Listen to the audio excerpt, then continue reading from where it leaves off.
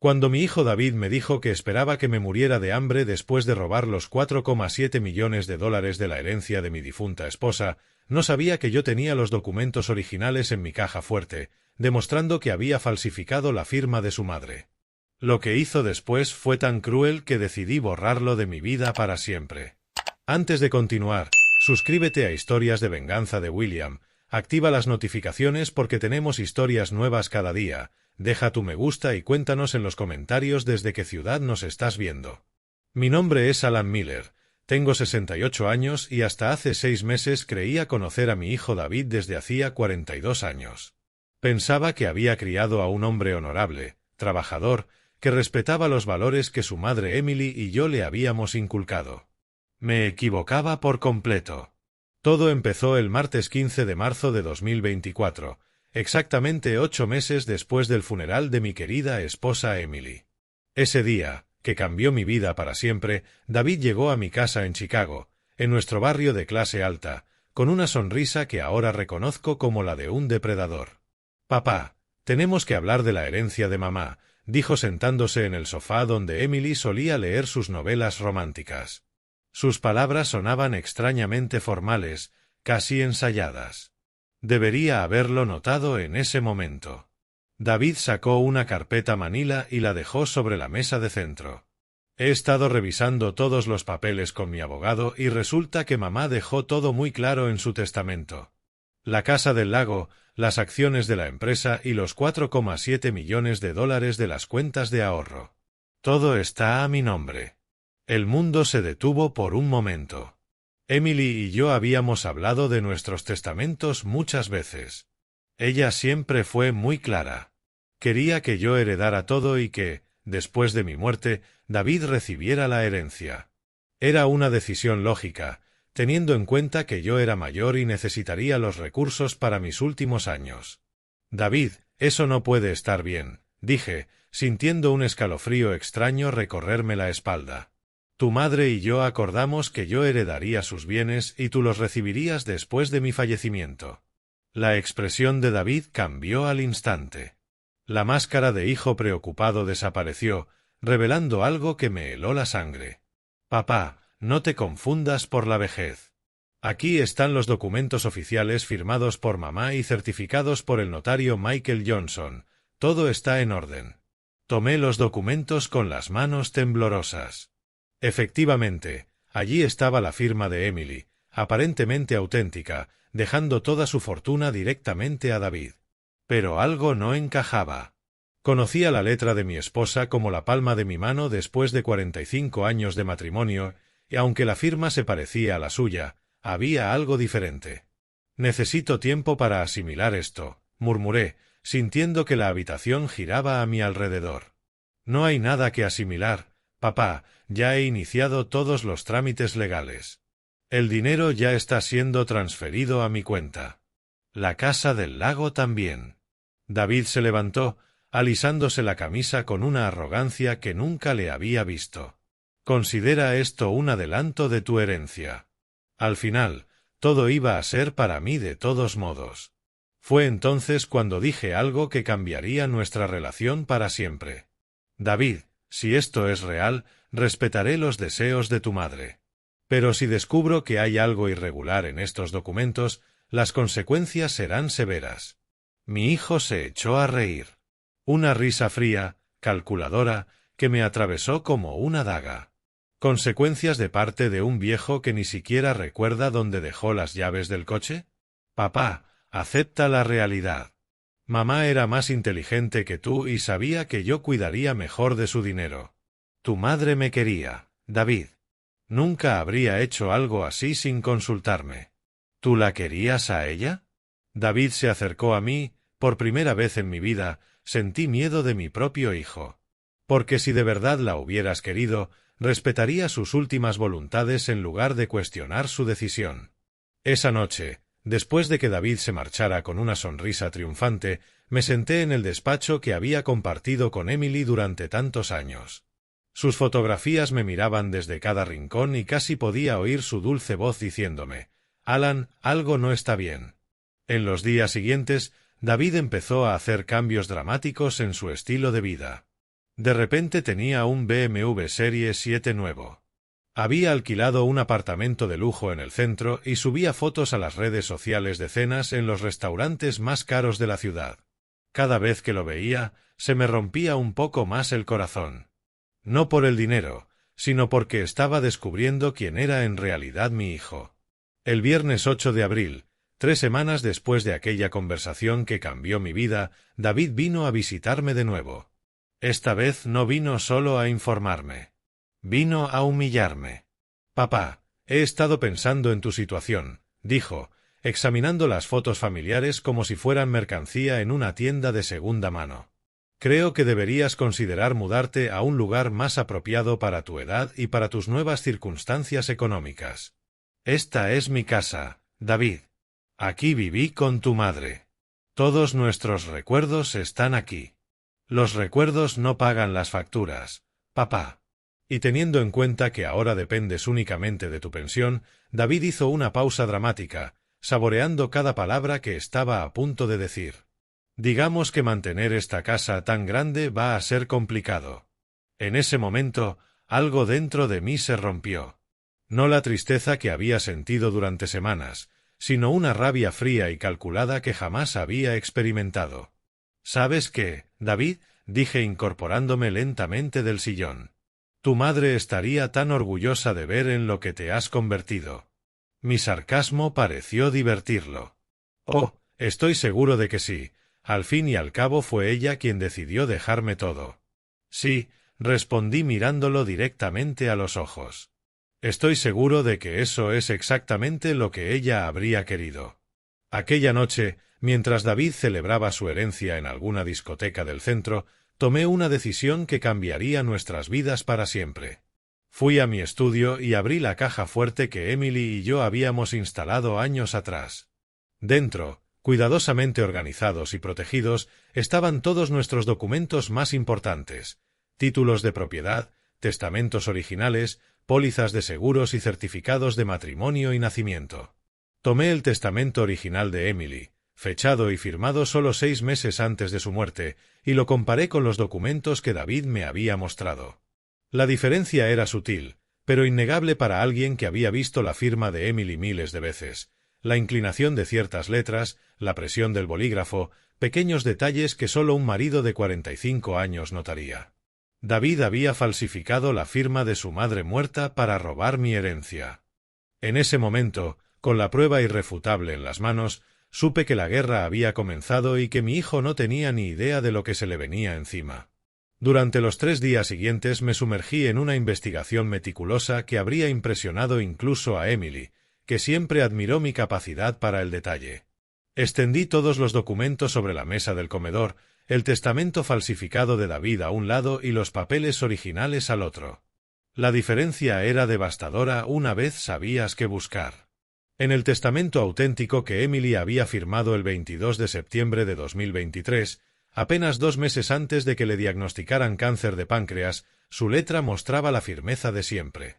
La E de Emily tenía su característica inclinación hacia la derecha y la M de Miller terminaba con ese pequeño adorno que había desarrollado desde joven. En la falsificación de David, esos detalles habían sido imitados, pero no a la perfección. La presión del trazo era inconsistente, como si alguien hubiera repasado cada letra lentamente intentando copiar un modelo. Aún más revelador, Emily siempre fechaba sus documentos importantes escribiendo el mes completo, septiembre, nunca abreviado. El documento falso decía SEP 2023. Pero la prueba más concluyente llegó cuando revisé los registros bancarios que guardaba en mi archivador personal. Emily había muerto el 14 de noviembre de 2023. El supuesto testamento que David me había mostrado estaba fechado el 5 de diciembre de 2023. Mi hijo había falsificado un documento fechado 3 semanas después de la muerte de su madre. Esa revelación me golpeó como un martillo. No solo había falsificado la firma, había inventado una fecha imposible, confiando en que mi duelo me impediría revisar los detalles. Durante 42 años había subestimado la capacidad de manipulación de mi propio hijo. El sábado 11 de abril, mientras David subía fotos de su nuevo Rolex Submarine a Instagram, empecé a reconstruir la cronología de su plan. Revisé cada conversación que habíamos tenido durante los últimos meses de vida de Emily, cada visita al hospital, cada momento en que él había estado a solas con los documentos familiares. Recordaba vívidamente el día en que Emily entró en coma, el 8 de noviembre. David insistió en quedarse en el hospital esa noche mientras yo descansaba en casa. «Papá, llevas 5 días seguidos aquí.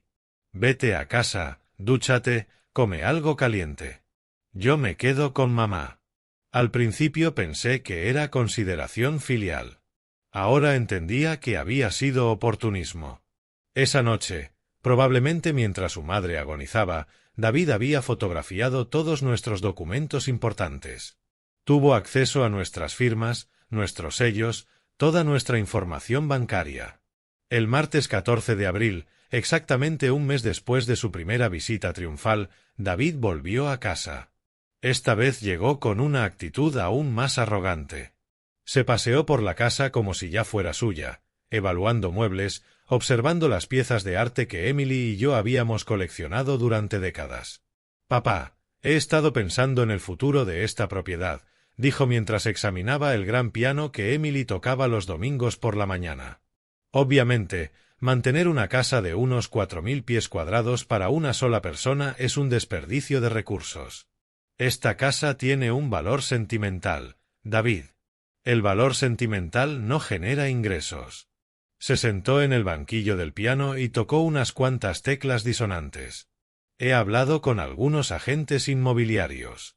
En el mercado actual podríamos conseguir al menos $800.000 por esta propiedad. ¿Podríamos? Bueno, podría yo. Técnicamente, según el testamento de mamá, soy el único heredero de la familia. David cerró la tapa del piano con más fuerza de la necesaria. Pero soy generoso, papá, estoy dispuesto a compartir las ganancias contigo. Digamos unos $100.000 para tu jubilación. Es más de lo que mucha gente de tu edad tiene. Durante aquella conversación mantuve un control sobrehumano. Cada fibra de mi ser quería enfrentarlo de inmediato, mostrarle los documentos reales, desenmascararlo como el ladrón que era. Pero 45 años construyendo una empresa desde cero me habían enseñado el valor de la paciencia estratégica. Es una propuesta interesante, respondí con calma. Déjame pensarlo. No hay mucho que pensar, papá. Los números son claros. David se levantó y caminó hasta la ventana que daba al jardín donde Emily cultivaba sus rosas. Además, a tu edad vivir solo en una casa tan grande es peligroso. Una caída, un problema de corazón y podrías quedarte días ahí sin que nadie se diera cuenta. Sus palabras sonaban como una amenaza velada. No solo estaba calculando mi dinero, sino también mi vulnerabilidad física. Aquella noche, después de que se fuera, llamé al notario Michael Johnson, que se había encargado de nuestros asuntos legales durante más de 20 años. Michael conocía a Emily desde antes de nuestro matrimonio. Su padre había sido el notario de los Miller durante décadas. «Alan, me alegra oírte», dijo Michael con esa voz cálida que siempre me tranquilizaba. «¿Cómo lo llevas desde lo de Emily?» «Michael, necesito hacerte una pregunta muy específica sobre el testamento de Emily». Hubo una breve pausa. «Por supuesto. ¿Hay algún problema con la documentación?» David me ha mostrado un testamento donde supuestamente Emily le deja toda la herencia directamente a él, fechado en diciembre de 2023. El silencio se alargó tanto que pensé que la llamada se había cortado. Al fin Michael habló, con una voz mezcla de confusión y preocupación. «Alan, eso es imposible. El último testamento que Emily firmó en mi despacho fue en septiembre de 2023. Y en ese documento tú eres el único beneficiario de todos sus bienes. Emily fue muy específica en ese punto.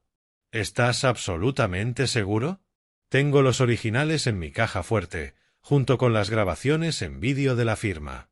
Emily insistió en que todo quedara documentado de forma exhaustiva debido a su diagnóstico. Quería asegurarse de que no hubiera ambigüedades legales tras su muerte. Esa confirmación fue el último clavo en el ataúd de mi relación con David. No solo había falsificado documentos, Había inventado un testamento completamente ficticio sabiendo que yo estaba emocionalmente devastado por la pérdida de Emily. En los días siguientes continué mi investigación con la meticulosidad de un detective. Revisé los extractos bancarios de David de los últimos 6 meses, documentos a los que tenía acceso porque había cofirmado su primer alquiler años atrás. Los patrones financieros revelaban la planificación de su engaño. En noviembre, inmediatamente después de la muerte de Emily, David había contactado con varios despachos de abogados especializados en derecho sucesorio. En diciembre había hecho pagos a un especialista en documentación cuyo nombre reconocí por escándalos en la prensa. En enero de 2024 David había comenzado a liquidar pequeñas inversiones propias, como si se estuviera preparando para una gran entrada de dinero. En febrero había consultado con asesores financieros sobre cómo manejar una importante herencia entrante. Todo había sido premeditado, calculado, ejecutado con una frialdad que me resultaba imposible asociar con el niño al que había criado, el joven al que consolé cuando se rompió la pierna a los 12 años, el hombre que lloró en mis brazos el día que Emily recibió su diagnóstico. El domingo 20 de abril, mientras organizaba todas las pruebas en carpetas separadas, recibí una llamada que casi me provocó un infarto. «Papá», la voz de David sonaba distorsionada, probablemente por el alcohol. «Necesito que sepas algo importante». «¿Qué pasa, David?» «Estoy en el casino del centro y acabo de perder $120,000 en una sola noche». Se me paró el corazón. «¿Qué has dicho?» «Cálmate, papá. Tengo más de 4 millones. $120,000 es calderilla». Su risa sonaba histérica, descontrolada. «¿Sabes cuál es la mejor parte? Que estoy jugando con el dinero que mamá me dejó. Ella siempre decía que tuviera cuidado con el dinero, pero ahora que es mío puedo hacer lo que quiera. David, por favor, vuelve a casa. Podemos hablar de esto». ¿Hablar de qué? De cómo mamá me prefería a mí antes que a ti. De cómo por fin reconoció quién era más capaz de manejar la fortuna familiar. Su voz se volvió cruel, venenosa. «Papá, acepta la realidad. Siempre fui más inteligente que tú y mamá lo sabía». Colgó antes de que pudiera contestar. Esa noche, mientras escuchaba la lluvia golpear las ventanas de la casa que había compartido con Emily, tomé la decisión definitiva. David no solo había robado el dinero de su padre, lo estaba destruyendo en una espiral de autodestrucción que le habría roto el corazón a Emily. Era hora de que mi hijo aprendiera las consecuencias de subestimar a su padre. El lunes 21 de abril amaneció con una claridad que no sentía desde hacía meses. Tras semanas de dolor e incertidumbre, por fin tenía un propósito claro: demostrar legalmente que mi hijo había cometido una serie de delitos graves contra la memoria de su madre y contra mí. A las 9 en punto de la mañana marqué el número de James Bryant, un abogado especializado en derecho penal y civil al que había conocido años atrás durante un conflicto empresarial. James tenía fama de ser implacable en casos de falsificación documental y su experiencia en asuntos similares lo convertía en la persona perfecta para mi situación. «James, necesito tu ayuda profesional en un asunto muy delicado», le expliqué después de los saludos de cortesía. «Se trata de falsificación de testamento, fraude financiero y robo de herencia. Alan, son acusaciones muy serias. ¿Estás completamente seguro de lo que me dices? Tengo pruebas físicas incontestables. ¿Podemos vernos hoy?» 2 horas después estaba sentado en el despacho de James, en el distrito financiero, rodeado de estanterías llenas de códigos legales y jurisprudencia. Había llevado todos los documentos organizados en carpetas meticulosamente etiquetadas: originales, falsificaciones, registros bancarios y la línea temporal completa de los hechos. James examinó cada documento con la concentración de un cirujano. Su expresión se fue volviendo más seria con cada página que revisaba. Cuando llegó a la comparación entre las firmas auténticas de Emily y las falsificadas, silbó en voz baja. «Esto es un caso de libro de falsificación documental agravada», murmuró usando una lupa para examinar los detalles. «La diferencia en la presión del trazo es evidente incluso sin un análisis forense profesional. ¿Cuáles son nuestras opciones legales?» «Varios frentes de ataque. James se recostó en la silla y empezó a enumerarlos con los dedos. Falsificación de documento público, que conlleva entre 6 meses y 3 años de prisión. Estafa agravada por el parentesco y la cuantía, que podría suponer de 1 a 6 años. Suplantación de identidad al hacerse pasar por heredero legítimo. ¿Y recuperar el dinero? Ahí está lo interesante. Como los fondos se obtuvieron a través de documentos fraudulentos, cualquier transferencia bancaria basada en esos documentos es legalmente nula. Podemos solicitar el bloqueo inmediato de todas las cuentas donde se haya depositado ese dinero. Empecé a notar cómo se aceleraba mi corazón. Después de semanas sintiéndome impotente, por fin veía un camino hacia la justicia. Necesitaremos un perito calígrafo oficial, continuó James. Conozco al mejor experto forense del país para este tipo de análisis. Se llama Edward Vance y ha declarado en casos de alto perfil durante los últimos 15 años. ¿Cuánto tardará todo el proceso? Para las medidas cautelares de bloqueo puedo presentar la demanda mañana por la mañana. Los tribunales de Chicago son eficientes en casos de fraude financiero familiar. En cuanto al análisis caligráfico, Edward puede tener resultados preliminares en 72 horas. Esa tarde, mientras James preparaba la documentación legal, me dediqué a una tarea que había estado posponiendo: contactar con todos los bancos donde Emily y yo teníamos cuentas conjuntas para informarles de la situación fraudulenta. La primera llamada fue al Main Street Bank, donde Emily había tenido su cuenta principal desde los 25 años. Hablé con la directora de la sucursal, Megan Lewis, que recordaba perfectamente a Emily por sus visitas regulares durante décadas. «Señor Miller, lamento muchísimo su pérdida», dijo Megan con una compasión genuina. «Emily era una de nuestras clientas más queridas. ¿En qué puedo ayudarle?»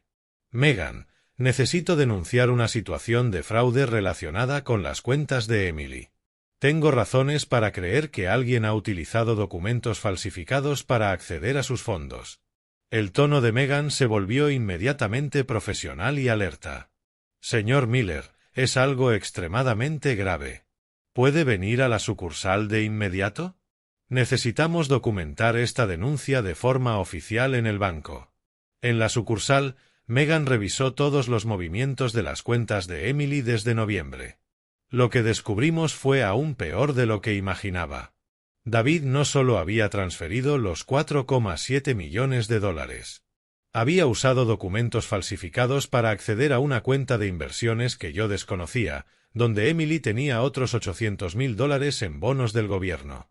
Señor Miller, según nuestros registros, estas transferencias se realizaron presentando un poder notarial que supuestamente otorgaba a David Miller control total sobre todas las cuentas de la señora Miller, explicó Megan mientras imprimía los documentos relevantes. ¿Podrán bloquear de inmediato cualquier cuenta donde se hayan depositado esos fondos una vez tengamos la orden judicial? Sí. Pero ya le adelanto que hemos identificado 3 cuentas distintas donde se han realizado depósitos importantes en los últimos meses. El martes 22 de abril, el perito forense Edward Vance llegó a mi casa para realizar el análisis. Era un hombre meticuloso, de unos 50 y tantos años, con gafas especiales de aumento y un maletín lleno de instrumentos que parecían sacados de una película de detectives.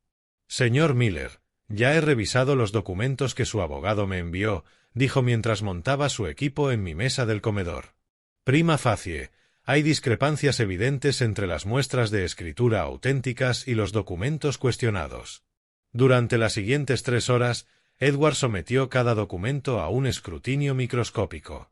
Utilizó luz ultravioleta para analizar la tinta, midió la presión del trazo con instrumentos especializados y comparó cada letra con muestras auténticas de la escritura de Emily que yo le había proporcionado. «Las pruebas son concluyentes», dijo por fin. Estas firmas fueron realizadas por alguien que intentaba imitar la letra de su esposa, pero sin la memoria muscular desarrollada durante décadas de escribir de una forma específica. Las diferencias son sutiles para un ojo inexperto, pero inconfundibles para un análisis forense. ¿Qué tan sólidas son estas pruebas en un juicio? Irrefutables. Tengo 30 años de experiencia declarando en casos similares y rara vez he visto falsificaciones tan evidentes. Quien hizo esto subestimó gravemente la sofisticación del análisis caligráfico moderno. El miércoles 23 de abril, James presentó oficialmente la querella penal contra David en el juzgado central. La denuncia incluía todos los delitos que habíamos identificado, respaldados por el análisis caligráfico, los registros bancarios y declaraciones de testigos. Esa misma tarde recibí una llamada que me llenó de una satisfacción que no sentía desde hacía meses. Señor Miller, le habla la jueza Catherine Hayes, del juzgado de instrucción número 12. Hemos revisado su denuncia y las pruebas presentadas. Dada la gravedad de los cargos y la solidez de las evidencias preliminares, vamos a proceder con medidas cautelares inmediatas. ¿Qué significa exactamente eso? Que mañana por la mañana procederemos al embargo preventivo de todas las cuentas bancarias donde se hayan depositado los fondos obtenidos de forma fraudulenta. También se congelarán todos los bienes adquiridos con ese dinero. Aquella noche, mientras preparaba la cena en la cocina donde Emily solía experimentar con recetas nuevas, sentí por primera vez en meses que estaba honrando correctamente su memoria. No permitiría que su recuerdo quedara manchado por la codicia y la traición de nuestro propio hijo. El jueves 24 de abril, a las 8 de la mañana, los agentes judiciales se presentaron simultáneamente en 3 lugares: el apartamento de lujo que David había alquilado, el concesionario BMW donde estaba aparcado su vehículo nuevo y las oficinas del Main Street Bank, donde tenía sus cuentas principales. No presencié ninguno de esos procedimientos directamente, pero James me mantuvo informado minuto a minuto por teléfono. Alan, las medidas cautelares se han ejecutado sin problemas, me informó a las 10 de la mañana. Todas las cuentas de David han sido bloqueadas. El BMW ha sido embargado y su casero ha sido notificado de que la fianza y los pagos del apartamento se hicieron con fondos de origen fraudulento. ¿Y David? ¿Sabe lo que está pasando? Todavía no. Los agentes no han tenido que contactarlo directamente. Se enterará cuando intente acceder a sus cuentas o usar sus tarjetas de crédito. Pasé el resto del día en un estado de expectación nerviosa. Sabía que en cualquier momento David descubriría que su mundo, construido sobre mentiras y documentos falsificados, se estaba derrumbando. Y cuando eso ocurriera, por fin conocería la verdadera personalidad del hombre al que había criado durante 42 años. La espera estaba a punto de terminar y la justicia por fin empezaba a moverse con la precisión implacable que Emily siempre había admirado del sistema legal. El viernes 25 de abril comenzó mi operación silenciosa para desmantelar metódicamente la vida de lujo que David había construido con el dinero robado a su madre. Mientras él dormía, probablemente con resaca tras otra noche de derroche en los casinos del centro, yo ya estaba ejecutando la primera fase de mi plan. A las 7 de la mañana contacté con la exclusiva agencia de alquiler que gestionaba el apartamento de lujo que David había arrendado en un rascacielos. Hablé directamente con el propietario, Robert Stone, un empresario que había heredado varios edificios en el centro. Señor Stone, mi nombre es Alan Miller. Soy el padre del inquilino David Miller, del apartamento 312 de su edificio. Ah, sí, conozco a su hijo, un joven muy elegante. ¿En qué puedo ayudarle? Me temo que debo informarle de que mi hijo ha estado pagando el alquiler con fondos obtenidos de forma fraudulenta. Tengo aquí una orden judicial que certifica que todo el dinero utilizado para la fianza y los pagos mensuales procede de una cuenta alimentada con documentos falsificados. El silencio al otro lado de la línea se prolongó. Robert era un empresario experimentado que entendió de inmediato las implicaciones legales de lo que le estaba explicando. Señor Miller, esto es muy serio. ¿Qué necesita que haga? El contrato de alquiler debe rescindirse de inmediato debido al origen ilícito de los pagos. Según la ley estatal, cualquier contrato financiado con dinero procedente de actividades delictivas es nulo y sin efecto.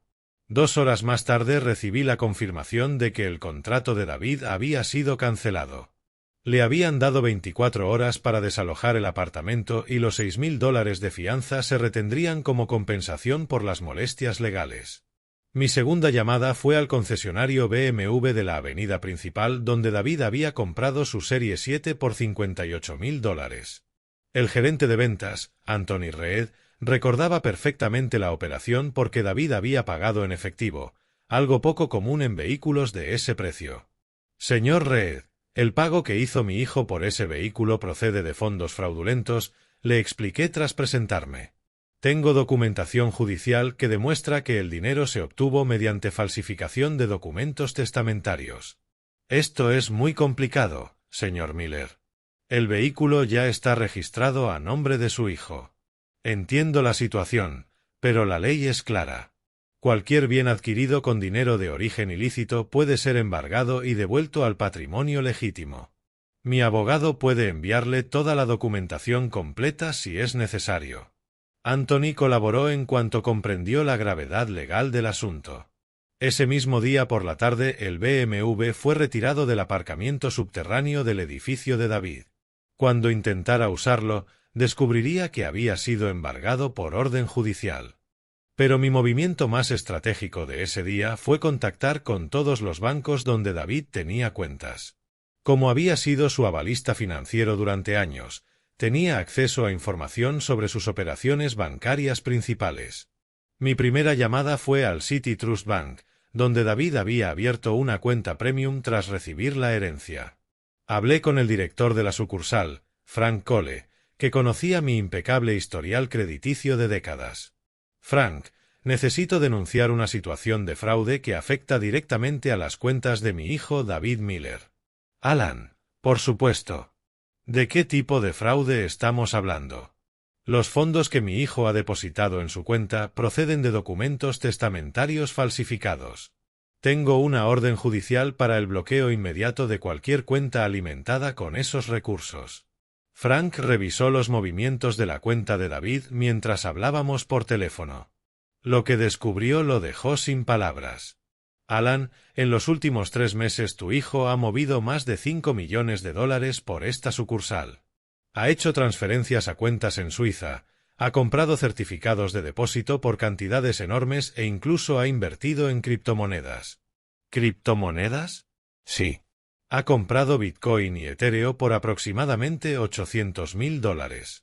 También ha hecho transferencias a casinos online y a plataformas de inversión de alto riesgo. Esa información me golpeó como un puñetazo en el estómago. David no solo había robado el dinero de su madre, lo estaba despilfarrando de maneras que Emily jamás habría imaginado. Cada dólar gastado en apuestas y especulación financiera era una ofensa adicional a su memoria. Frank, necesito que congelen de inmediato todas esas operaciones y quiero un informe detallado de cada transacción desde noviembre de 2023.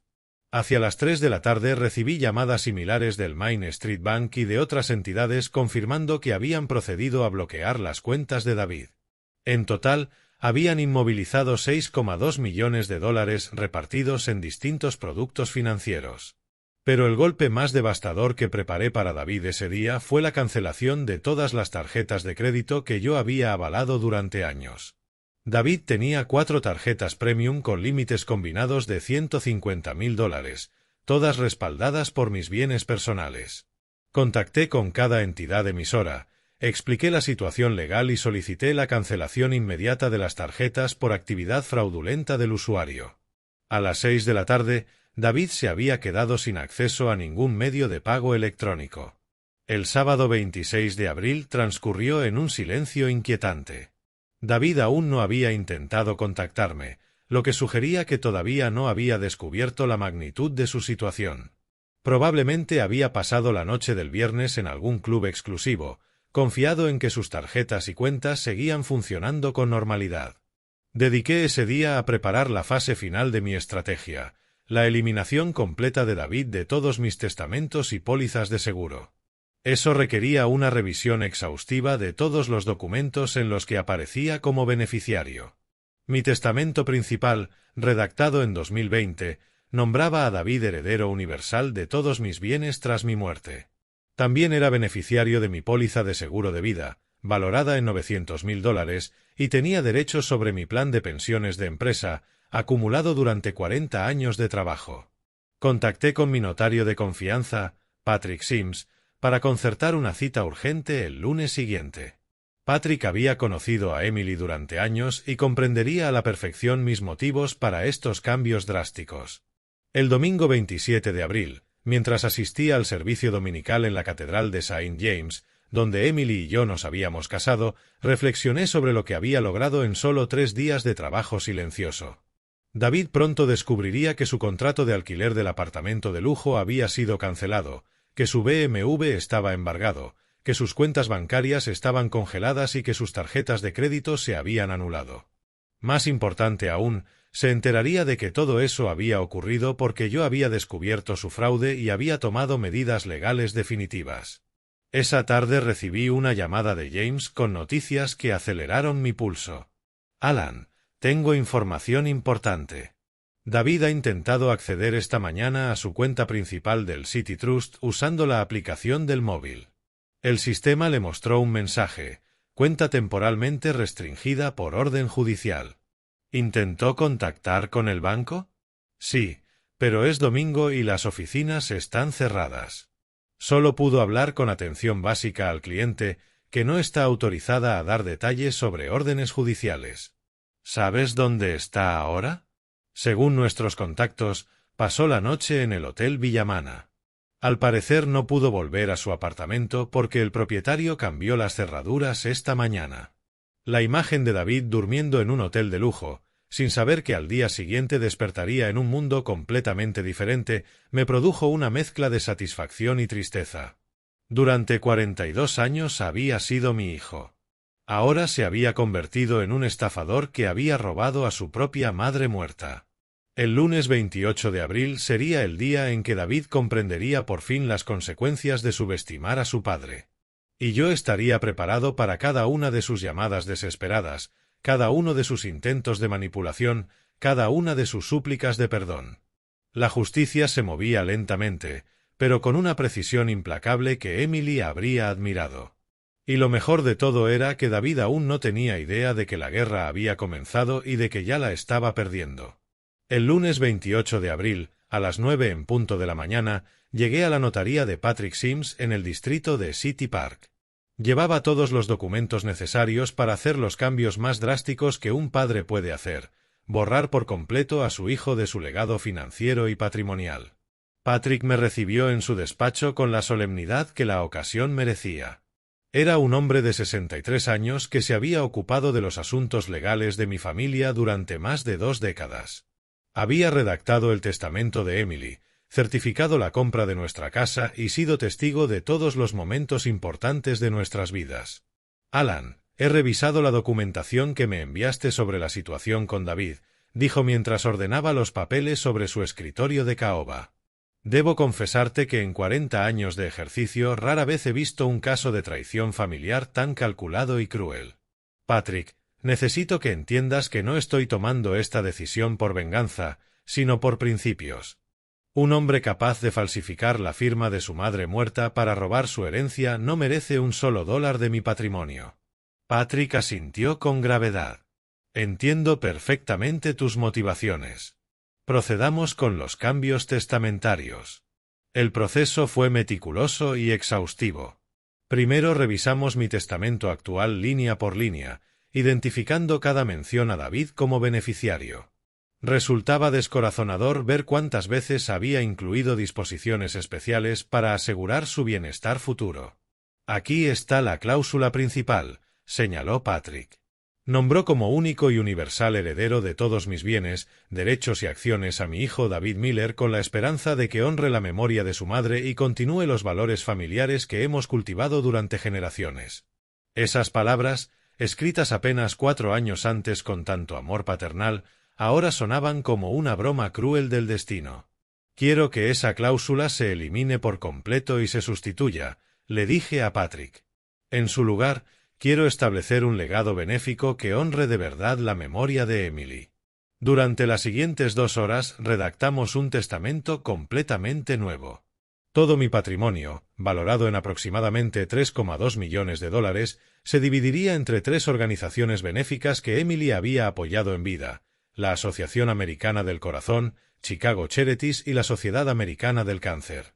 También quiero incluir una cláusula específica sobre David, le expliqué a Patrick mientras transcribía mis instrucciones. Quiero que se haga constar expresamente que David Miller queda excluido de cualquier beneficio testamentario debido a actos fraudulentos contra el patrimonio familiar probados judicialmente. Alan, esa es una cláusula muy contundente. Una vez incluida, será prácticamente imposible que David impugne legalmente el testamento. Exactamente eso es lo que busco.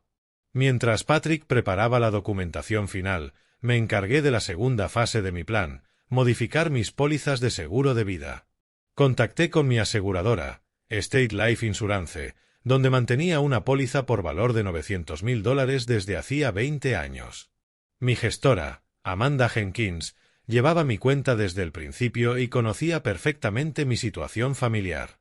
Señor Miller, cambiar el beneficiario de una póliza tan importante requiere documentación específica, me explicó cuando le comuniqué mis intenciones. ¿Está completamente seguro de que quiere eliminar a su hijo como beneficiario único? Amanda, estoy más seguro de esto que de cualquier otra decisión que haya tomado en mi vida. Quiero que la beneficiaria sea la Fundación Emily Miller para la investigación del cáncer, una fundación con el nombre de su esposa, una fundación que voy a constituir esta semana precisamente para canalizar estos recursos a la lucha contra la enfermedad que se llevó a Emily.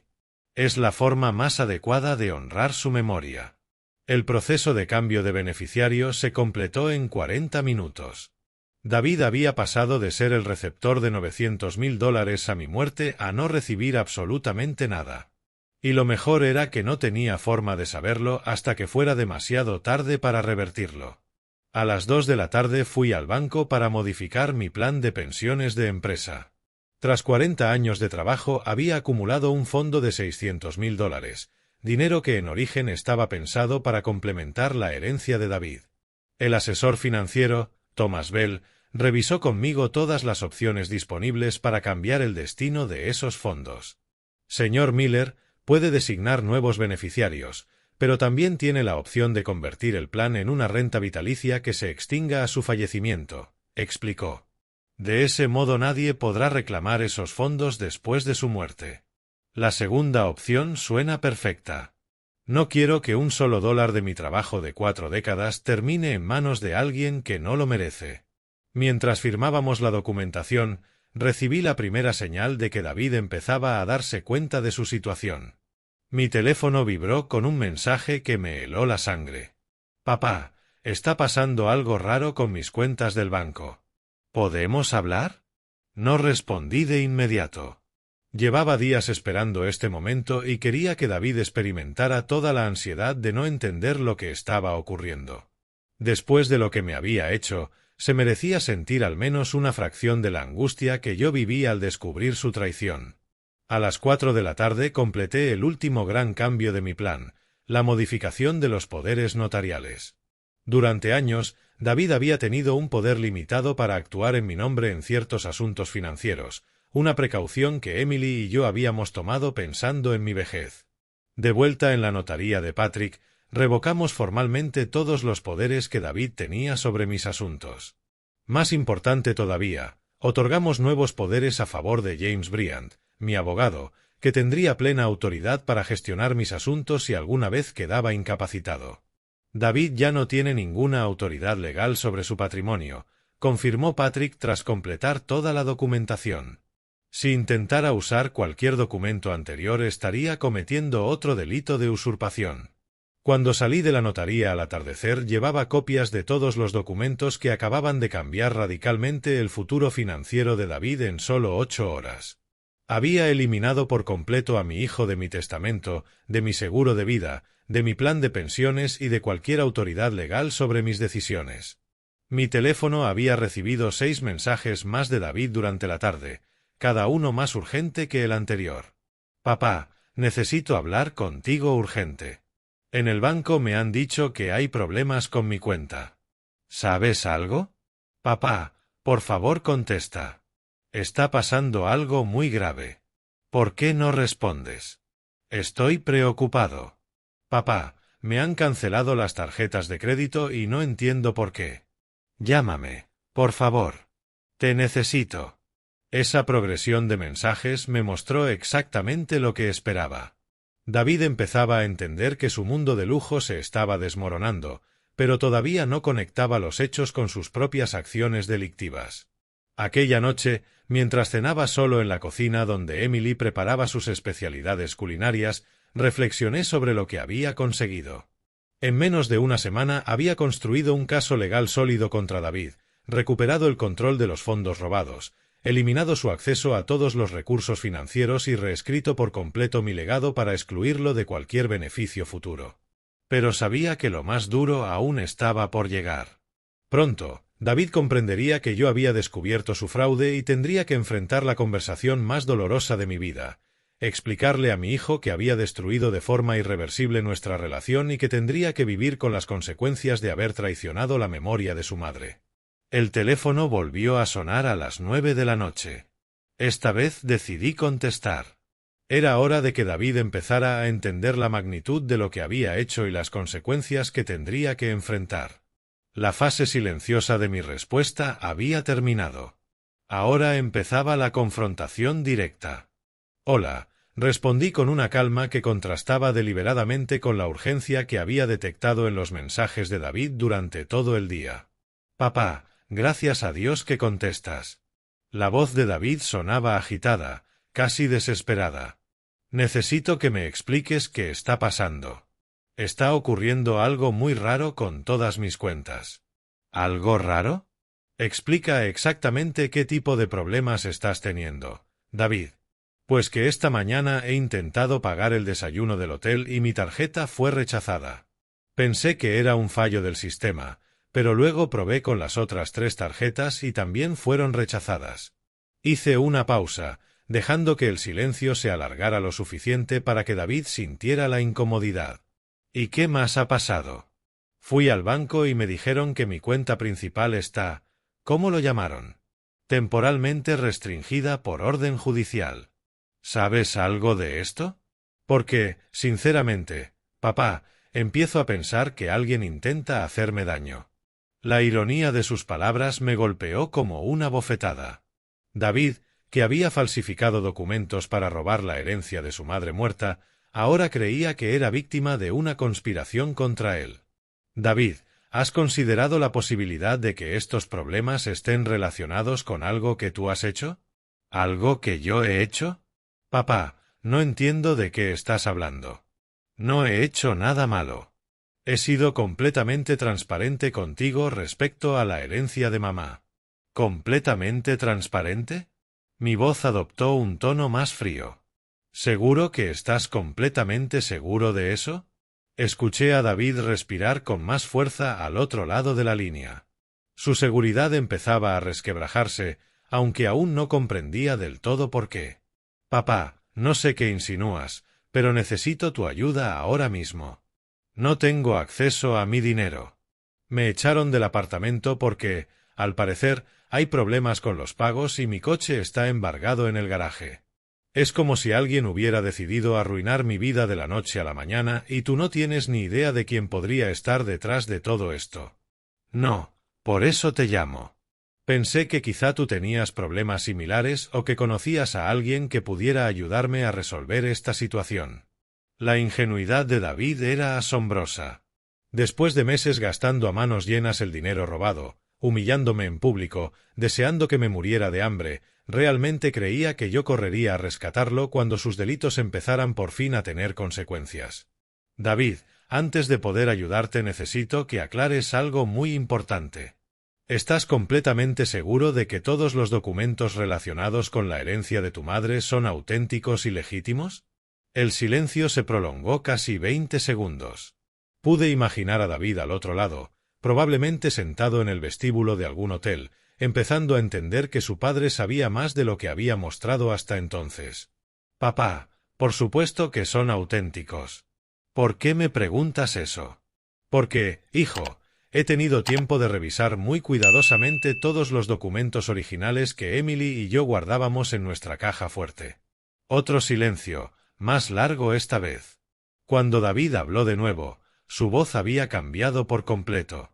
La desesperación inicial había sido sustituida por algo parecido a un pánico contenido. «No, no entiendo qué quieres decir con eso». Creo que lo entiendes perfectamente. La pregunta es si tienes la honestidad de admitirlo o si vas a seguir con esta farsa hasta el final.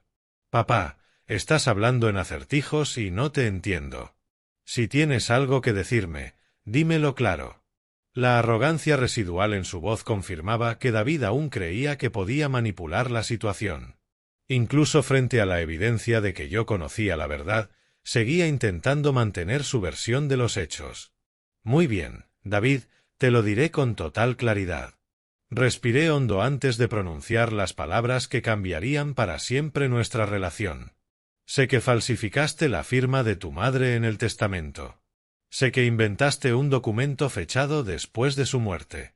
Y sé que robaste 4,7 millones de dólares que legalmente me pertenecían. El silencio que siguió fue atronador.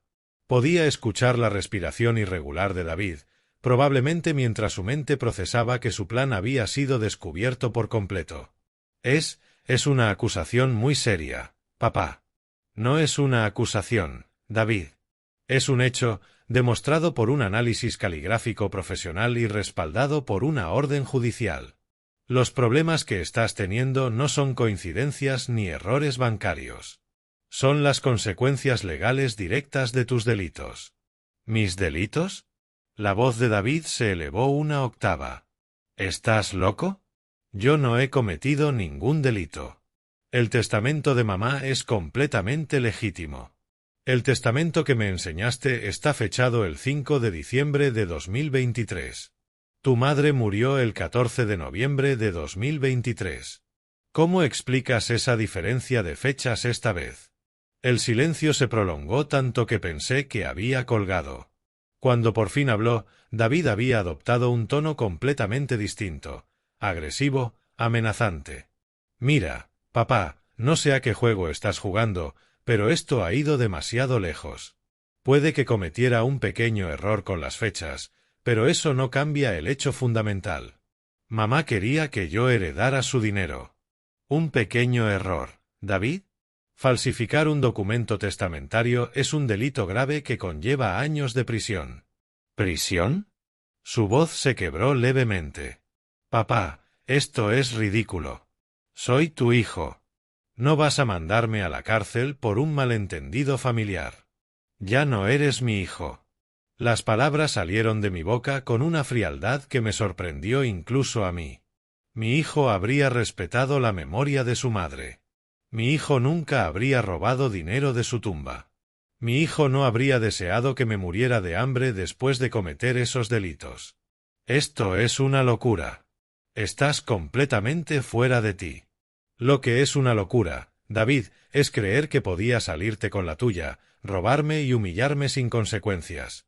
Lo que es una locura es pensar que tu madre estaría orgullosa de verte gastar su dinero en casinos y lujos mientras deseas que su marido se muera de hambre.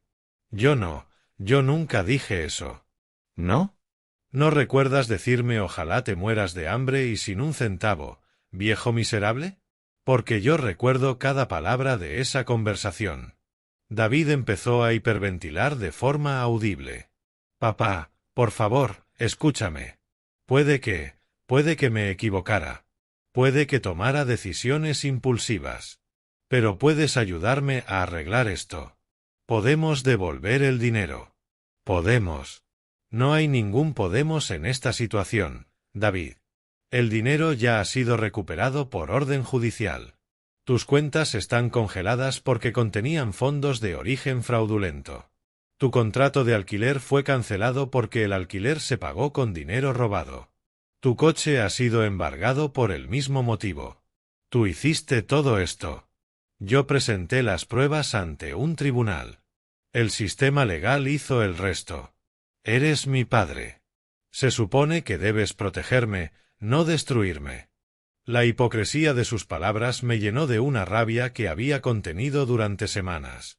¿Protegerte como tú protegiste la memoria de tu madre cuando falsificaste su firma?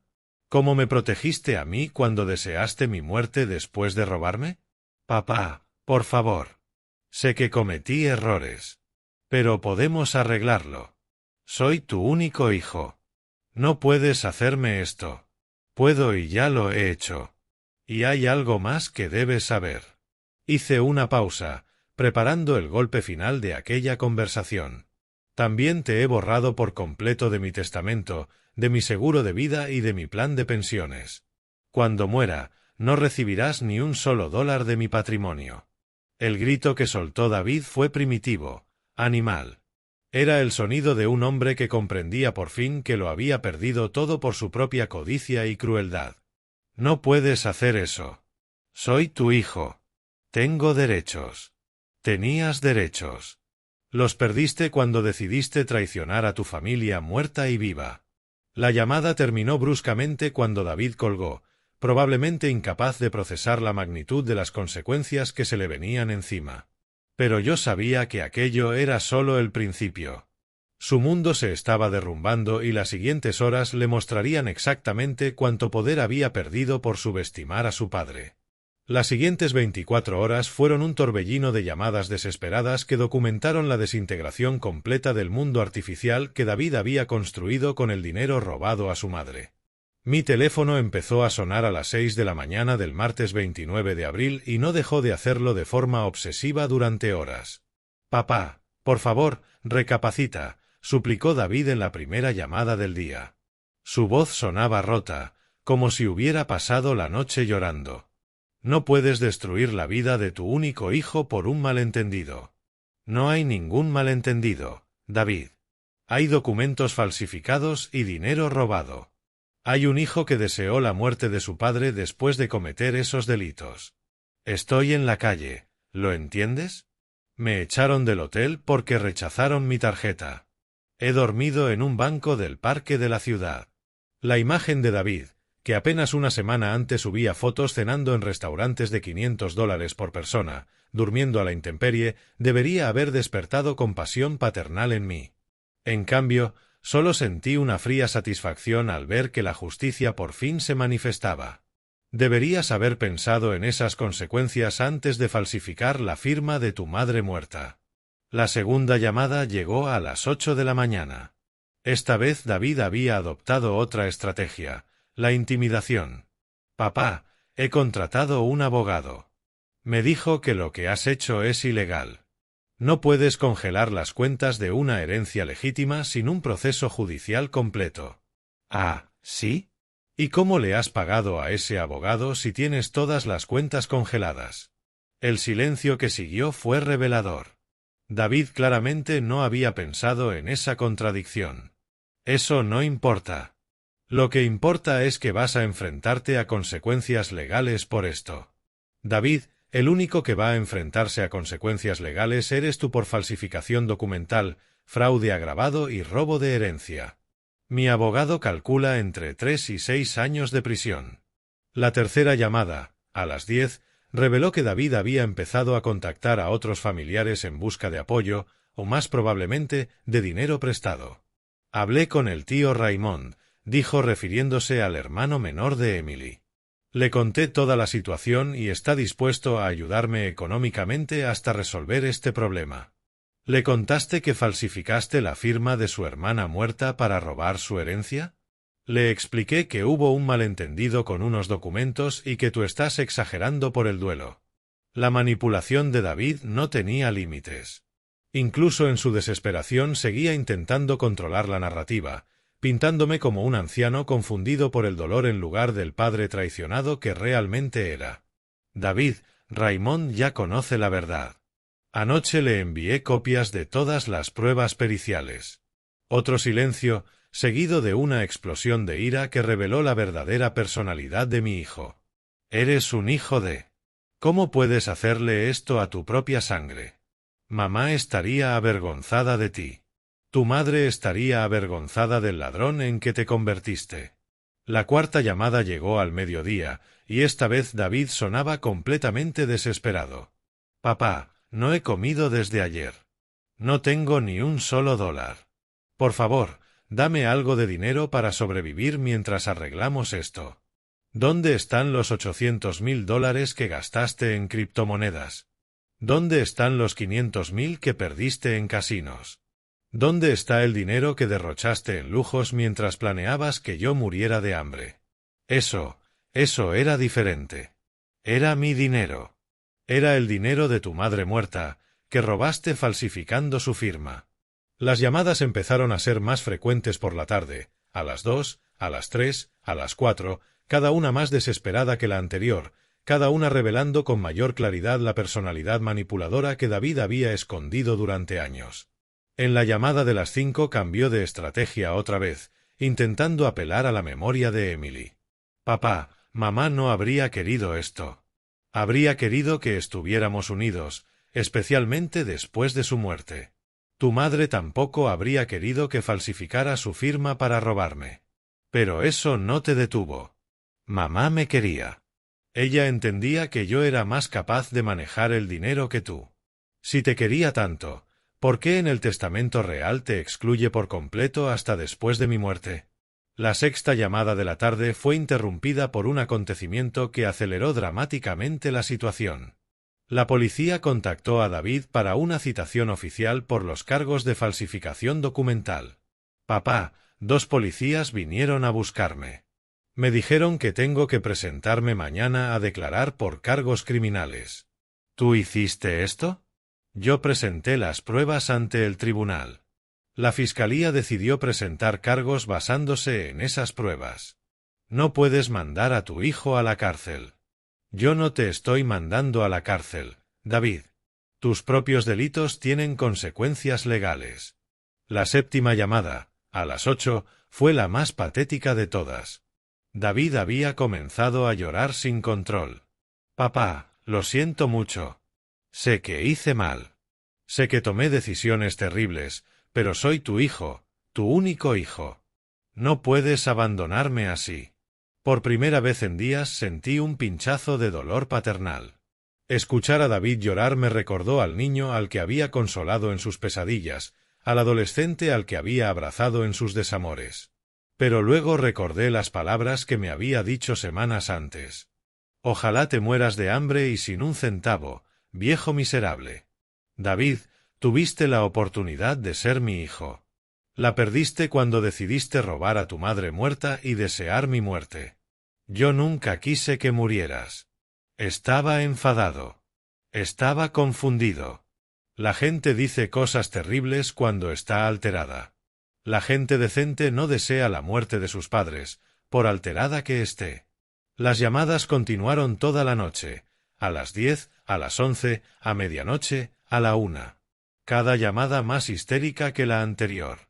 Cada llamada documentando la desintegración psicológica completa de un hombre que por fin entendía que lo había perdido todo por su propia codicia. En algún momento de la madrugada empecé a contar las llamadas. Para las 6 de la mañana del miércoles 30 de abril, David me había llamado exactamente 247 veces en 24 horas. 247 súplicas de perdón de un hombre que había pasado de millonario con dinero robado a indigente en menos de una semana. La última llamada de esa maratón de desesperación llegó a las 6:15. David sonaba completamente derrotado, su voz apenas un susurro. Papá, no puedo más. No tengo fuerzas para seguir luchando. Has ganado. Esto nunca se trató de ganar o perder, David. Se trató de justicia y de consecuencias. ¿Qué va a pasar conmigo ahora? Vas a enfrentarte a las consecuencias legales de tus delitos. Vas a aprender a vivir sin el dinero que robaste. Y vas a descubrir si eres capaz de convertirte en el hombre que tu madre hubiera querido que fueras, o si seguirás siendo el ladrón en el que te convertiste. ¿Hay alguna posibilidad de que algún día puedas perdonarme? La pregunta me golpeó como un puñetazo. Durante 42 años había amado a este hombre incondicionalmente. Pero el hombre que falsificó la firma de su madre muerta, robó su herencia y deseó mi muerte ya no era mi hijo. David, el perdón se gana con acciones, no con palabras. Y tus acciones han demostrado quién eres realmente. Cuando colgué esa llamada supe que la fase más intensa de mi confrontación con David había terminado. Las horas siguientes le mostrarían si era capaz de aprender de las consecuencias de sus actos o si seguiría por el camino de autodestrucción que había elegido al traicionar a su familia. 247 llamadas pidiendo perdón no podían borrar las palabras crueles que había pronunciado ni los delitos que había cometido. pero quizá podían ser el inicio de una transformación genuina que honrara la memoria de Emily. Solo el tiempo lo diría. El jueves 1 de mayo, a las 3 de la tarde, mientras leía el periódico en la sala donde Emily bordaba, escuché el timbre sonar con insistencia. No esperaba visitas y, tras las 247 llamadas de David en las últimas 48 horas, tenía una clara sospecha de quién podría estar detrás de la puerta. Al abrirla, encontré a mi hijo en un estado que jamás habría imaginado. David, siempre impecable en su apariencia personal, estaba desaliñado, sin afeitar, con la misma ropa arrugada que llevaba seguramente días usando. Sus ojos, hinchados y enrojecidos, eran prueba evidente de horas de llanto y falta de sueño. «Papá», murmuró, con la voz rota, un contraste brutal con la arrogancia de apenas una semana atrás. «Por favor, déjame entrar. Necesitamos hablar». Lo observé durante varios segundos sin apartarme del umbral. Ese hombre roto ante mi puerta era técnicamente mi hijo, pero el David que había conocido durante 42 años había muerto para mí el día que falsificó la firma de su madre. «Si quieres hablar, puedes hacerlo desde ahí», respondí con frialdad. «No vas a entrar a la casa que intentaste robarme. Papá, por favor. Sé que cometí errores terribles. Sé que te fallé en la peor forma posible. Pero he venido para confesarlo todo. Para explicarte exactamente lo que hice y por qué.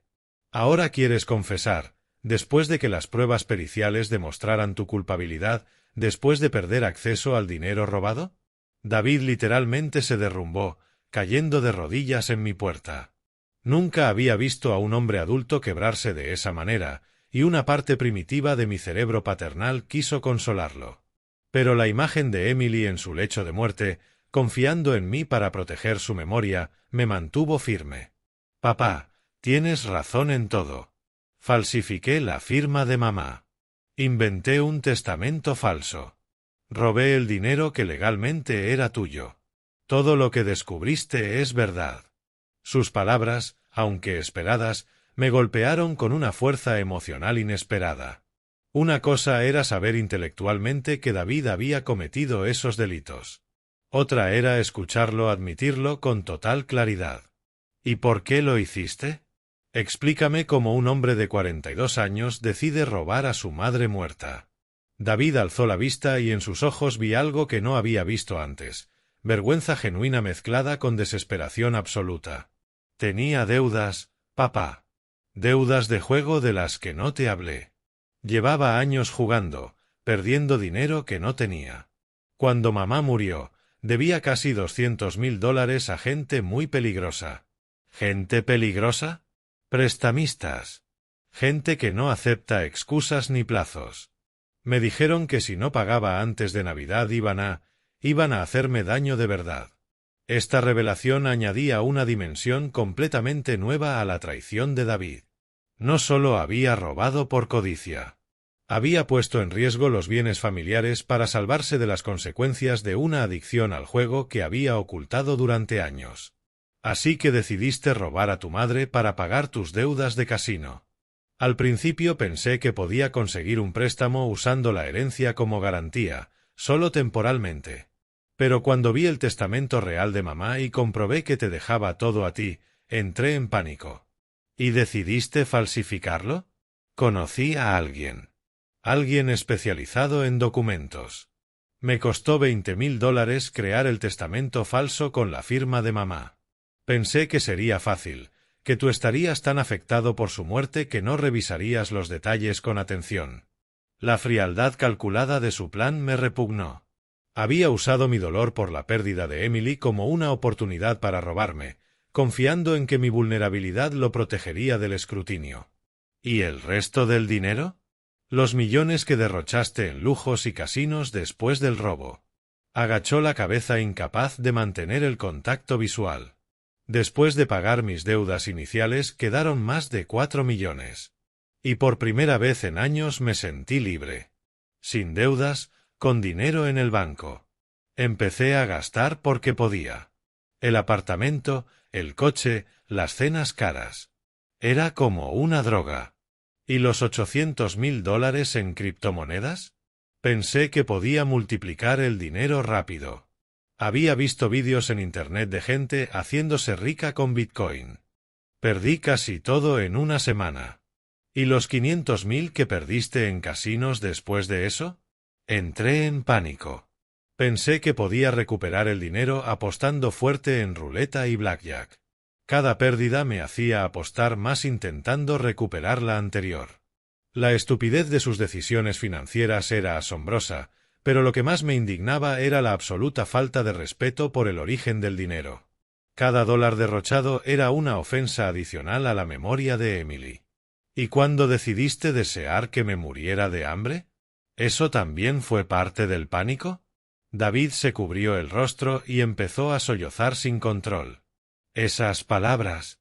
Dios mío, no puedo creer que te las dijera. Estaba desesperado. Sabía que habías empezado a sospechar. Y pensé que si te intimidaba lo suficiente dejarías de hacer preguntas. Me deseaste la muerte, David. A mí, tu padre, que te amó incondicionalmente durante 42 años. Lo sé. Lo sé. Y me avergüenzo de esas palabras más que de cualquier otra cosa que hice. Habría preferido haber robado a 10 desconocidos antes que haber dicho algo tan cruel contra ti. Sus lágrimas parecían genuinas, pero la magnitud de su traición había creado un abismo entre nosotros que no sabía si podría cruzarse algún día. David, ¿comprendes que lo que hiciste no fue solo robarme dinero? Profanaste la memoria de tu madre. Falsificaste su firma después de su muerte. Usaste su tumba como una oportunidad de negocio. Sí. Sí, lo entiendo. Y sé que probablemente nunca podrás perdonarme. ¿Qué esperas de esta conversación? ¿Que te perdone y te devuelva acceso al dinero? ¿Que retire los cargos criminales? David se secó las lágrimas y me miró directamente por primera vez desde que llegó. No espero nada, papá. Vine porque necesitaba que supieras toda la verdad, no solo los hechos que descubriste a través de la investigación legal. Necesitaba que supieras que aunque mis actos son imperdonables, nunca dejé de quererte como padre. ¿Me querías cuando falsificaste la firma de mi esposa muerta? No. En esos momentos, el miedo y la desesperación reemplazaron todo, incluso mi amor por ti y mi respeto por mamá. Y ahora que lo has perdido todo, ¿el amor ha vuelto convenientemente? El amor nunca desapareció por completo, papá. Estaba enterrado bajo capas de pánico, codicia y estupidez. Pero al estar en la calle estos días, sin nada, enfrentándome a la posibilidad real de ir a prisión, recordé lo que realmente importa.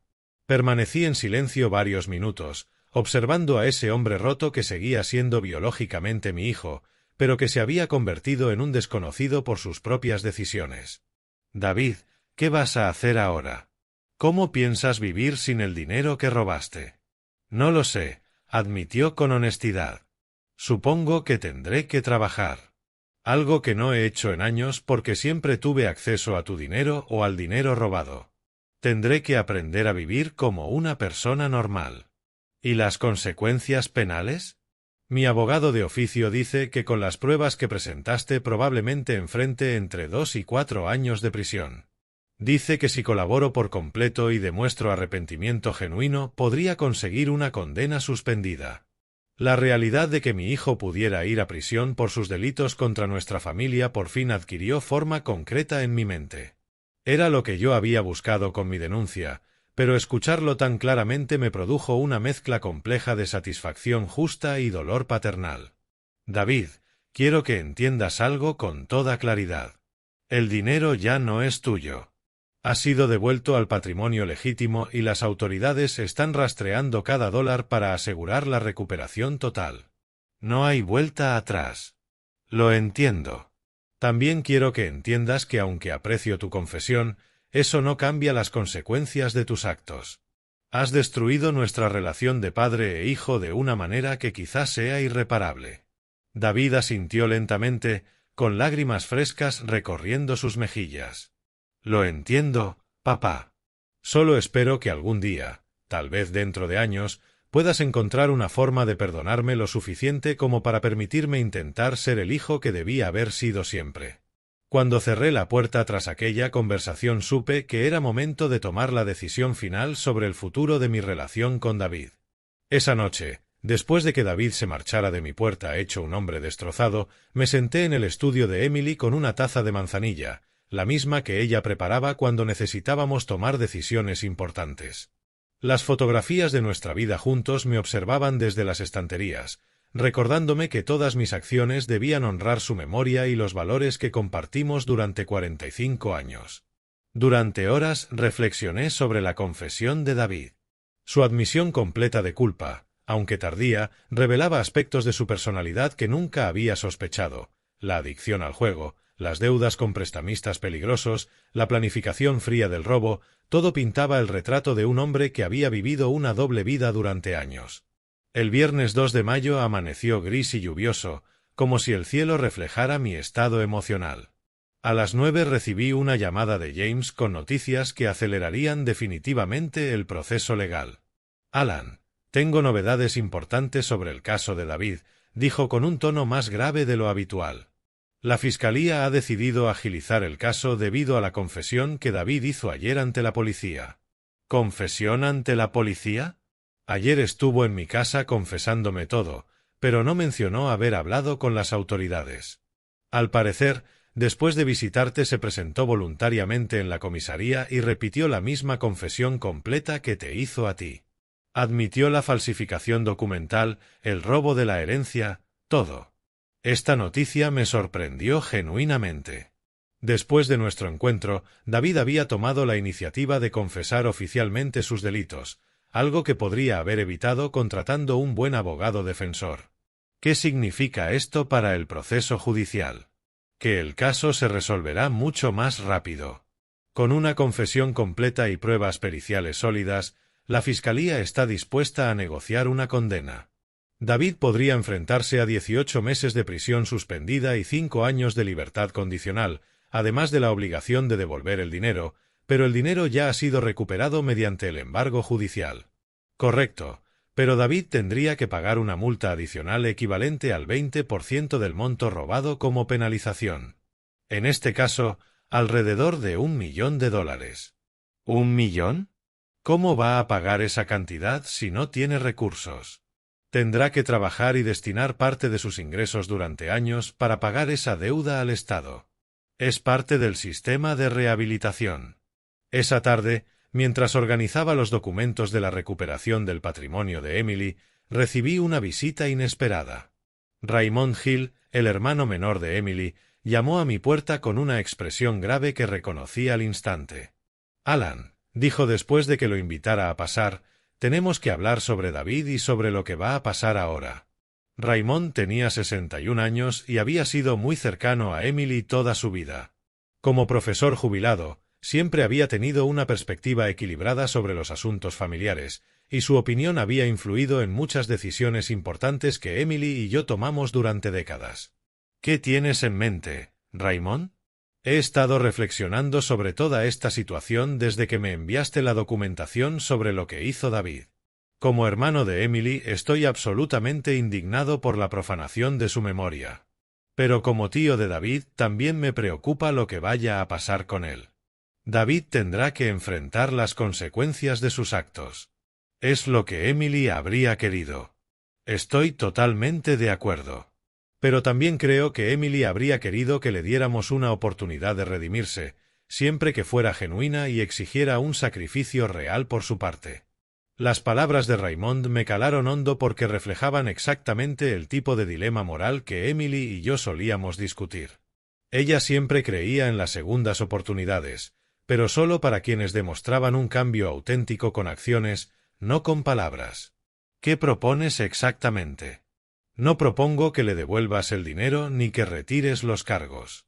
Propongo que, después de que cumpla su condena y demuestre un cambio real durante al menos 2 años, consideres la posibilidad de restablecer una relación mínima con él. Raymond, David falsificó la firma de tu hermana muerta, robó millones y deseó que yo me muriera de hambre. Lo sé, y esas acciones son imperdonables.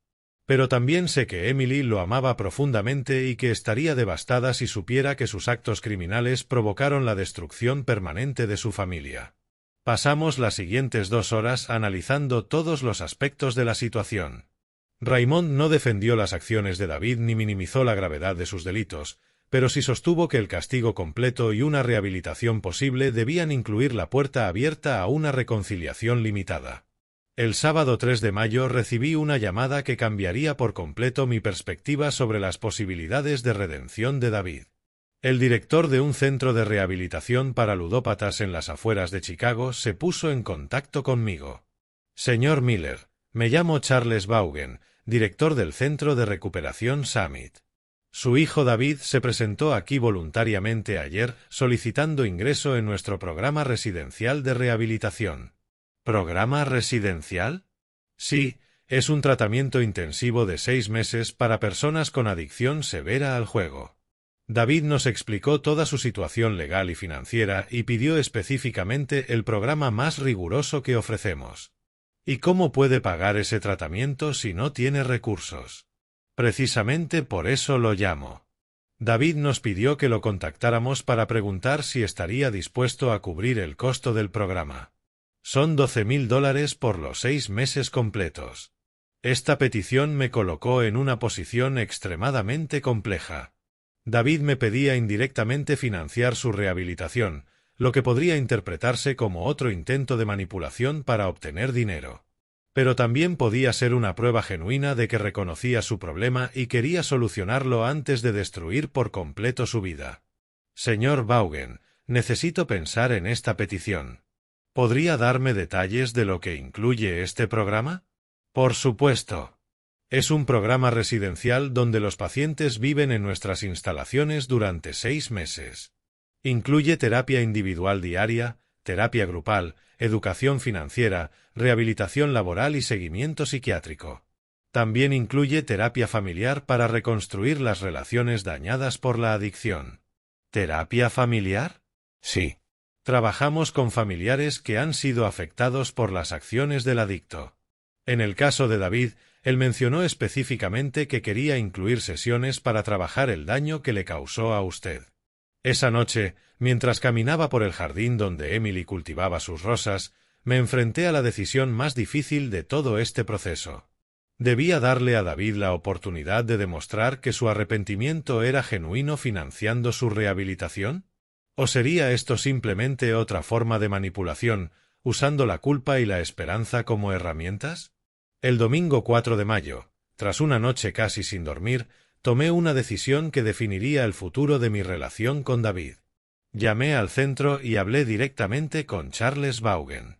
Señor Vaughan, estoy dispuesto a financiar el tratamiento de David bajo condiciones muy específicas. ¿Qué condiciones, señor Miller? Primera condición. David debe completar los 6 meses completos sin abandonar voluntariamente. Si se va antes de terminar, nunca volverá a recibir ayuda de mi parte. Entiendo. Segunda condición. Durante esos 6 meses David no puede contactarme de ninguna manera, ni directa ni indirectamente. Nada de llamadas, cartas o mensajes a través de terceros. Quiero que su rehabilitación sea totalmente independiente de cualquier esperanza de reconciliación conmigo. Es una condición muy estricta. Tercera condición. Al finalizar el programa usted me entregará un informe completo sobre su progreso, su compromiso genuino y su verdadera probabilidad de rehabilitación exitosa.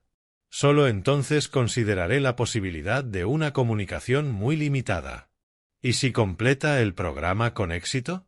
Si demuestra un cambio genuino durante 6 meses sin contacto conmigo y si su evaluación profesional indica una rehabilitación real, consideraré permitir una única conversación para determinar si existe alguna base para una relación futura, aunque sea muy limitada.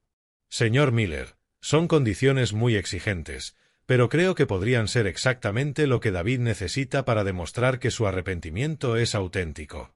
Al colgar supe que había tomado una decisión que Emily habría aprobado. No estaba dándole a David una segunda oportunidad gratuita.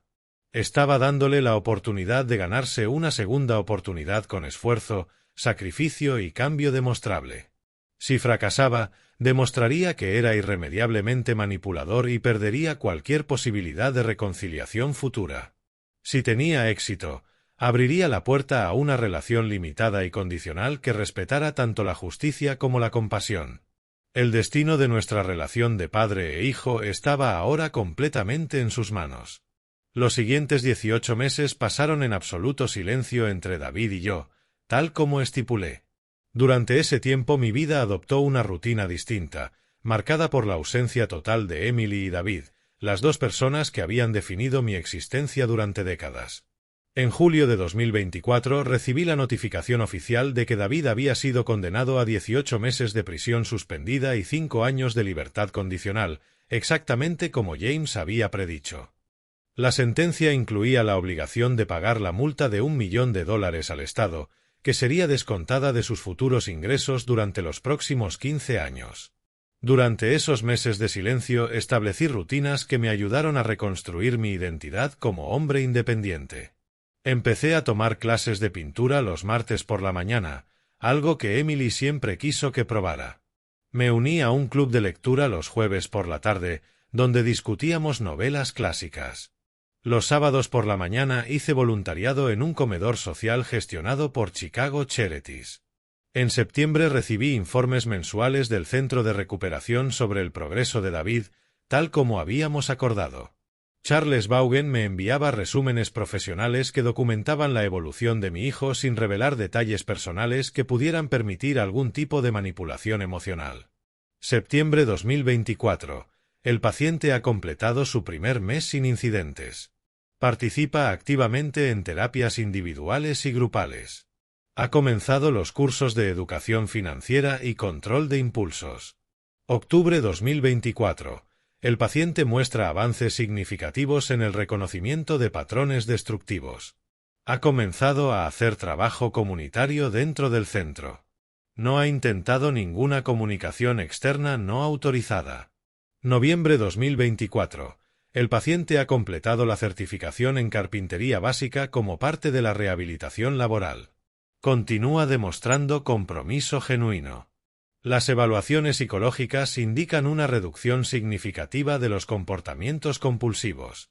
En febrero de 2025, exactamente un año después de que este infierno empezara, tomé una decisión impensable meses antes. Fundé oficialmente la Fundación Emily Miller para la investigación del cáncer de páncreas.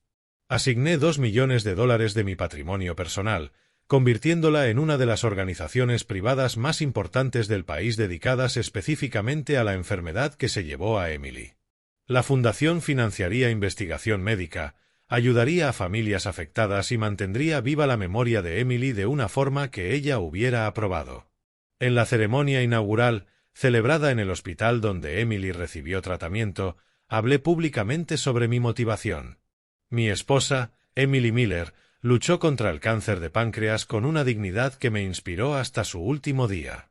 Esta fundación representa su verdadero legado, la esperanza de que ninguna otra familia tenga que enfrentar esta enfermedad sin los recursos necesarios. No mencioné a David, pero su ausencia física y emocional estaba presente en cada palabra. La fundación era mi forma de honrar a Emily usando recursos que él intentó robar para fines opuestos. En abril de 2025 recibí el informe más importante del Centro de Recuperación. Abril 2025. El paciente ha completado exitosamente 8 meses de programa. Ha obtenido certificación profesional en carpintería y electricidad. Ha comenzado a trabajar dentro del centro, destinando el 50% de sus ingresos a la multa estatal. Las evaluaciones psiquiátricas confirman ausencia total de conductas compulsivas de juego. Recomendamos pasar a la fase final del programa. En mayo, 2 días antes del aniversario de mi confrontación inicial con David, recibí una llamada de Charles Vaughan que había esperado durante meses. Señor Miller, David ha completado oficialmente los 6 meses de programa residencial. Ha cumplido todos los requisitos y demuestra una transformación auténtica y sostenible. ¿Cuál es su evaluación profesional sobre la probabilidad de que mantenga estos cambios? En mis 20 años dirigiendo este centro, David está entre el 5% de pacientes con cambios más profundos y genuinos. No ha titubeado ni un solo día. Ha desarrollado habilidades laborales reales y ha trabajado profundamente temas de responsabilidad familiar. ¿Ha mencionado expectativas sobre la reconciliación conmigo? Eso es lo más impresionante. No ha expresado ninguna expectativa de perdón ni reconciliación. Ha hecho todo su proceso entendiendo que podría no recuperar nunca su relación contigo. ¿Qué recomienda como siguiente paso?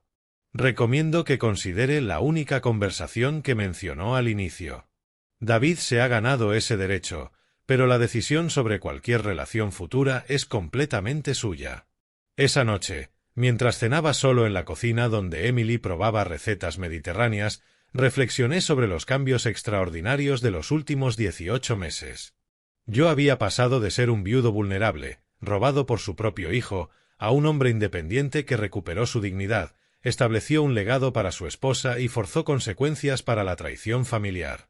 David, según todos los informes, había pasado de ser un adicto manipulador que falsificó documentos y deseó la muerte de su padre a un hombre que trabajaba honestamente, pagaba sus deudas y aceptaba vivir sin reconciliación si era necesario.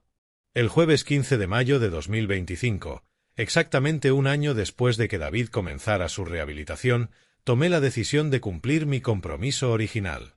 Llamé a Charles Vaughan y acepté una reunión supervisada. Será una conversación de un máximo de 2 horas, especifiqué. David podrá decir lo que necesite decir y yo decidiré si existe alguna base para un contacto futuro muy limitado. Entiendo.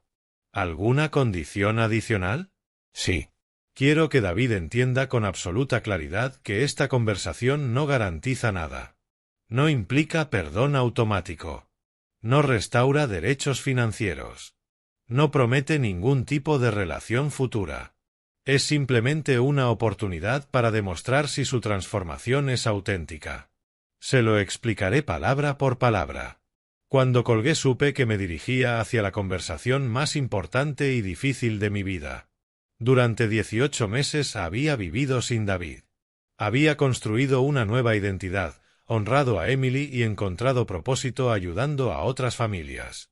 La pregunta ahora era si David había usado esos mismos 18 meses para convertirse en el hombre que su madre habría querido que fuera o si simplemente había aprendido a manipular mejor el sistema. En 3 días, tendría la respuesta. El lunes 18 de mayo de 2025, a las 10 de la mañana en punto, llegué al Centro Summit para la conversación que determinaría si David había experimentado una transformación genuina o si simplemente había perfeccionado sus habilidades manipuladoras. Charles Vaughan me recibió con la seriedad que la ocasión merecía. En los últimos meses habíamos desarrollado una relación profesional basada en informes clínicos. Pero esta sería la primera vez que vería directamente los resultados de su trabajo con David. Señor Miller, antes de empezar quiero informarle de que David comprende completamente las condiciones.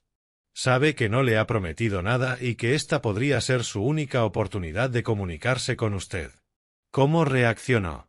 Con total aceptación. Me dijo que estaba agradecido por la oportunidad de mostrarle que ha cambiado, aunque eso no le garantice nada. Charles me acompañó a una pequeña sala con ventanas al jardín.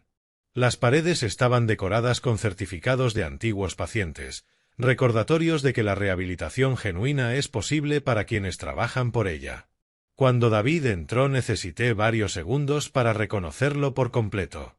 El hombre desesperado, desaliñado y roto que había aparecido en mi puerta 18 meses antes había desaparecido. En su lugar había alguien que irradiaba serenidad y dignidad, algo que no había visto en él en años. David había adelgazado, pero de manera saludable, señal de ejercicio y nutrición adecuada. Su pelo estaba bien cortado.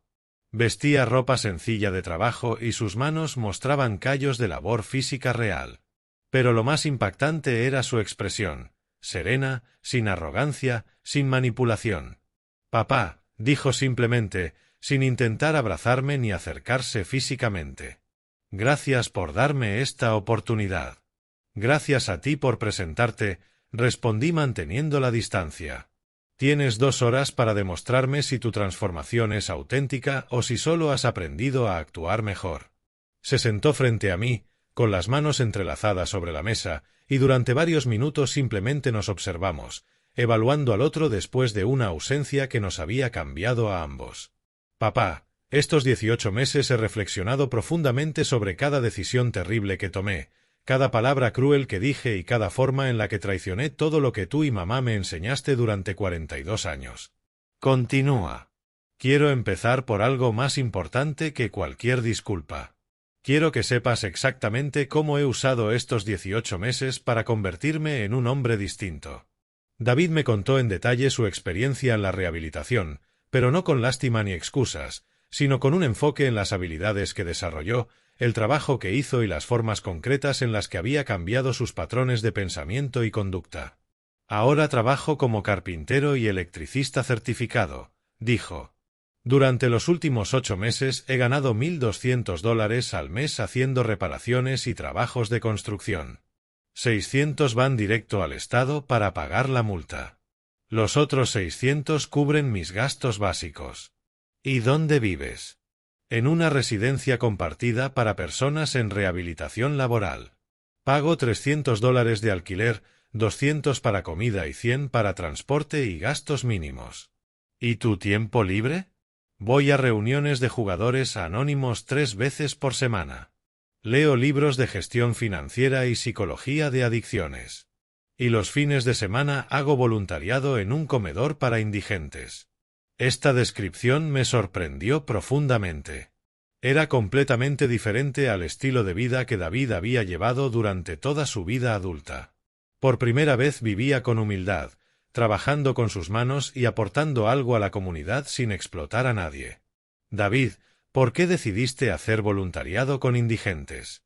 Porque después de dormir en parques y estaciones durante mi colapso, entendí lo que significa no tener nada. Quise ayudar a otros y recordarme constantemente a dónde lleva la autodestrucción. ¿Y qué has aprendido sobre ti mismo? David respiró hondo. He aprendido que durante años viví una completa mentira sobre quién era y qué merecía. Crecí creyendo que el dinero familiar sería mío algún día, así que nunca desarrollé habilidades reales ni ética de trabajo. Cuando enfrenté una crisis, mi primera reacción fue robar en vez de trabajar. ¿Y ahora?